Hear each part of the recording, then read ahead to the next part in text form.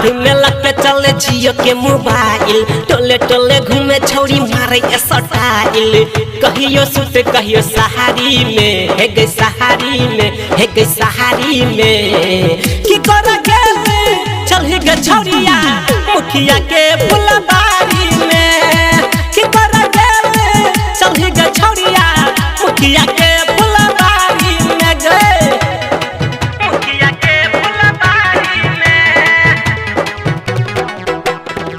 की कर गेले चल हे गई छौरिया छौरिया छौरिया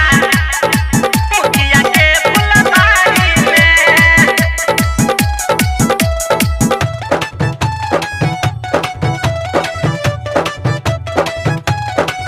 हे गे छन छन है बदलै छै रंग जेहना कोनो छिपकली गे एतो भतरा तपीट दे तो रह छोचा कहतली गे रह छोचा कहतली गे छन छन है बदलै छै रंग जेहना कोनो छिपकली गे एतो भतरा तपीट दे तो रह छोचा कहतली गे मिनट मिनट में है बदल छ फैशन कहे वाला तोरा ने छोटियो के साइसन मिले अब छो यार गहारी में हे गई गहारी में सुना गहारी में की कर गेले चल हे गे छौरिया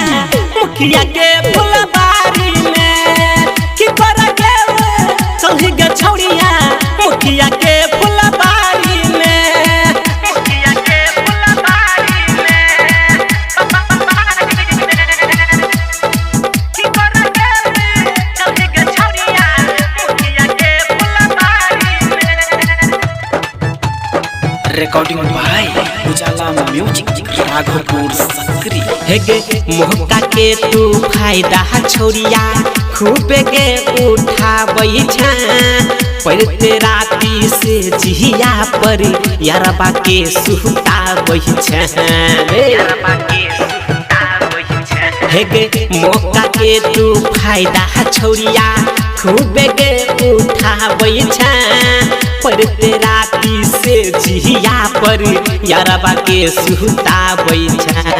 अंकित उजाला के दै छ तू चुम्मा अंकित उजाला के दै छ तू चुम्मा जहाँ के तू अखबारी में अखबारी में अखबारी में की कर गेले चल हे गे छौरिया मुखिया के फुलबारी में की कर गेले चल हे गे छौरिया मुखिया के फुलबारी में चल बात कहै छियै तोरा।